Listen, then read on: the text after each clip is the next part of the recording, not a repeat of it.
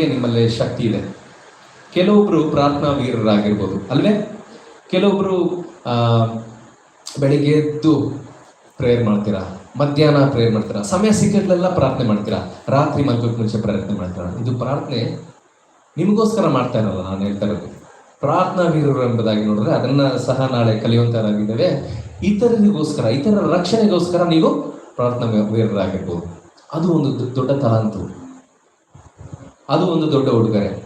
ನೀವು ಒಬ್ಬ ಒಳ್ಳೆ ಹಾಡುಗಾರರಾಗಿರ್ಬೋದು, ವಾದ್ಯವನ್ನ ನುಡಿಸುವಂತರಾಗಿರ್ಬೋದು. ಈ ಹಾಡನ್ನ ಕೇಳಿ ಎಷ್ಟೋ ಜನ ಪರಿವರ್ತನೆಯನ್ನ ಹೊಂದಿರ್ಬೋದು ಅಲ್ಲವೇ. ನಾವು ಹಾಡುಗಳನ್ನ ಕೇಳ್ತೀವಿ, ಈ ಹಾಡಿನಿಂದ ನನ್ನ ಎಷ್ಟೋ ಶಾಂತಿ ಸಿಗುತ್ತೆ ಎಂಬುದಾಗಿ ಹೇಳ್ತೀವಲ್ಲ. ಈ ಹಾಡಿನಿಂದ, ಈ ಹಾಡು ಕೇಳಿಸ್ಕೊಂಡ ತಕ್ಷಣ ನಮ್ಮ ಮನಸ್ಸಿಗೆ ಎಷ್ಟೋ ಸಂತೋಷನ ನೀಡುತ್ತೆ. ಈ ಹಾಡನ್ನ ಕೇಳಿಸ್ಕೊಂಡ ತಕ್ಷಣ ಎಷ್ಟೋ ದೇವರ ಹತ್ರಕ್ಕೆ ಹೋಗೋ ರೀತಿ ನನ್ಗೆ ಅನ್ಸುತ್ತೆ ಇಲ್ವೋ? ಅಂತಹ ತಲಾಂತ ನಿಮ್ಮಲ್ಲಿ ಇರ್ಬೋದು. ನೀವು